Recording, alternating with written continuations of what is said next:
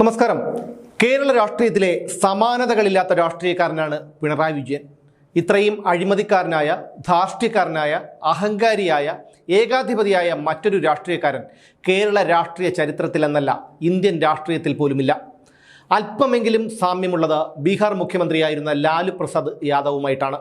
നല്ല കാലത്ത് ചെയ്തു കൂട്ടിയതിൻ്റെയൊക്കെ ഫലം ഇന്ന് ലാലു പ്രസാദ് അനുഭവിക്കുന്നുമുണ്ട്. പറഞ്ഞു വന്നത് പിണറായി വിജയനെക്കുറിച്ചാണ്. ഞാൻ ഉൾപ്പെടെയുള്ളവർ മുമ്പ് പിണറായി വിജയനെക്കുറിച്ച് പറഞ്ഞ അതേ ആരോപണങ്ങളല്ല, യാഥാർത്ഥ്യങ്ങൾ. ആ യാഥാർത്ഥ്യങ്ങളാണ് ഇന്ന് അന്തം കമ്മികൾ അദ്ദേഹത്തെക്കുറിച്ച് പറയുന്നത്. പിണറായി വിജയൻ മുഖ്യമന്ത്രിയായിരുന്ന 10 വർഷങ്ങൾ കേരളം ഇനിയും ചർച്ച ചെയ്യണം. ഭരണം പോയി മുഖ്യമന്ത്രി പദം ഒഴിഞ്ഞതുകൊണ്ട് ചെയ്തു കൂട്ടിയതൊന്നും അങ്ങനെ അല്ലാതാകുന്നില്ല. മലയാളത്തിലെ സംവിധായകനായ അശോകനെക്കുറിച്ച് നിങ്ങൾ കേട്ടിട്ടുണ്ടാകും. മുഴുവൻ പേര് രാമൻ അശോകൻ.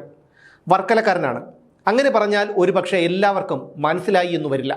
മൂക്കില്ല രാജ്യത്ത്, വാരഫലം എന്നീ 2 സിനിമകളെക്കുറിച്ച് പറഞ്ഞാൽ നിങ്ങൾക്കത് മനസ്സിലാകും. തിലകനും മുകേഷും സിദ്ദിഖും ജഗതിയും തകർത്തഭിനയിച്ച കോമഡി സിനിമയായിരുന്നു മൂക്കില്ല രാജ്യത്ത്. മുകേഷ് ബധിരനും ശ്രീനിവാസൻ അന്ധനുമായി അഭിനയിച്ച ചിത്രമായിരുന്നു വാരഫലം. ഈ 2 സിനിമകളും സുരേഷ് ഗോപി നായകനായ സാന്ദ്രം എന്ന സിനിമയുമൊക്കെ അശോകനും താഹയും ചേർന്ന് സംവിധാനം ചെയ്തതാണ്. പിന്നീട് അദ്ദേഹം സ്വതന്ത്ര സംവിധായകനായി വർണ്ണം, ആചാര്യൻ എന്നീ സിനിമകളും സംവിധാനം ചെയ്തു. ഈ അശോകനെ പിന്നീട് സിനിമാ രംഗത്തോ മറ്റൊരിടത്തോ കാണാതായി. പിന്നീട് അദ്ദേഹത്തെക്കുറിച്ച് വാർത്തകൾ വരുന്നത് മരണപ്പെട്ടതിനു ശേഷമാണ്. അശോകൻ്റെ ഭൗതിക ശരീരം തലസ്ഥാനത്ത് ഭാരത് ഭവനിൽ പൊതുദർശനത്തിന് വെച്ചു. ആ പൊതുദർശനത്തിന് മുഖ്യമന്ത്രി പിണറായി വിജയനും ഭാര്യ കമലയും മകൾ വീണയും എത്തിയിരുന്നു. എന്നു മാത്രമല്ല, ഏറെ നേരം അവിടെ നിൽക്കുകയും ചെയ്തിരുന്നു. വർക്കലക്കാരനായ അശോകനും കേരളത്തിൻ്റെ മുഖ്യമന്ത്രിയായ പിണറായിക്കാരൻ വിജയനും തമ്മിൽ ഇത്രയേറെ ആത്മബന്ധം എന്തായിരുന്നു? ഒരു സംസ്ഥാന അവാർഡ് പോലും കിട്ടിയിട്ടുള്ള ആളായിരുന്നില്ല അശോകൻ. 3 പതിറ്റാണ്ടുകൾക്ക് മുൻപാണ് അശോകൻ സിനിമ സംവിധാനം ചെയ്തത്. അതിനുശേഷം അദ്ദേഹം സിംഗപ്പൂരിലായിരുന്നു. അതുകൊണ്ട് തന്നെ സിനിമാ രംഗത്ത് പതിറ്റാണ്ടുകളോളമായി സജീവമല്ലാതിരുന്ന ഒരാൾ മരണപ്പെട്ടപ്പോൾ അവിടെ സംസ്ഥാനത്തിൻ്റെ മുഖ്യമന്ത്രിയും അദ്ദേഹത്തിൻ്റെ ഭാര്യയും മകളും വന്നത് അസ്വാഭാവികം തന്നെയാണ്.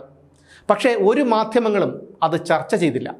ഇതിലും പ്രഗത്ഭരും പ്രശസ്തരുമായ എത്രയോ സിനിമാ പ്രവർത്തകരും സാംസ്കാരിക പ്രവർത്തകരുമൊക്കെ മരണപ്പെട്ടിരിക്കുന്നു. അവിടെ എങ്ങും മുഖ്യമന്ത്രിയെ കണ്ടിട്ടുമില്ല. അതാണ് അസ്വാഭാവികതയുണ്ടെന്ന് പറഞ്ഞത്. വർഷങ്ങൾക്ക് മുൻപ് പിണറായി വിജയൻ പാർട്ടി സെക്രട്ടറി ആയിരിക്കുമ്പോൾ ഏറ്റവും കൂടുതൽ തവണ യാത്ര ചെയ്തതിന് എയർ ഇന്ത്യ ആദരിച്ചിരുന്നു. പിണറായി വിജയൻ മാത്രമായിരുന്നില്ല, കുടുംബസമേതമായിരുന്നു അദ്ദേഹത്തിൻ്റെ സിംഗപ്പൂർ യാത്രകൾ.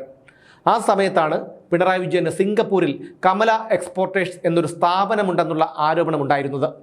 അശോകന് സിംഗപ്പൂർ പൗരത്വമുണ്ടായിരുന്നു. ആ സിംഗപ്പൂരിലേക്കായിരുന്നു പിണറായിയും കുടുംബവും പലതവണ യാത്ര ചെയ്തത്. ലാവ്ലിൻ കേസ് ഉയർന്നു വന്നതിനു ശേഷം CBI കേസ് അന്വേഷിച്ചു. സിംഗപ്പൂരിൽ പിണറായി വിജയന് കമല എക്സ്പോർട്ടേഴ്സ് എന്നൊരു കമ്പനി ഇല്ല എന്നായിരുന്നു CBIയുടെ കണ്ടെത്തൽ. സമാനമായ മറ്റൊരു സംഭവം കൂടിയുണ്ട്. പിണറായി വിജയൻ്റെ മകൾ വീണയ്ക്ക് മംഗളൂരിൽ എക്സാലോജിക് എന്നൊരു കമ്പനി ഉണ്ടായിരുന്നല്ലോ. പക്ഷേ സ്വർണ്ണക്കടത്ത് കേസ് ഉയർന്നതിനു ശേഷം ആ കമ്പനിയുടെ ബോർഡ് പോലും അവിടെ ഉണ്ടായില്ല. പിണറായി വിജയൻ്റെ പല വിദേശയാത്രകളും ദുരൂഹമാണ്.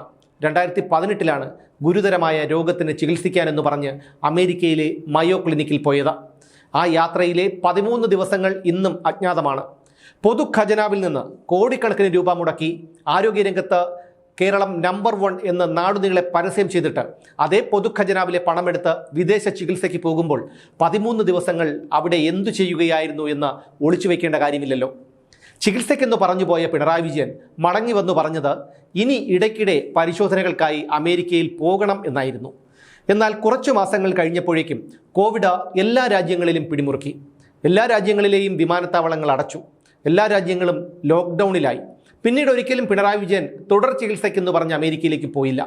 സംസ്ഥാനത്തോ മറ്റേതെങ്കിലും സംസ്ഥാനത്തോ ഉള്ള ഒരു ആശുപത്രിയിലും പരിശോധനകൾക്കായി പോയതായി അറിവുമില്ല.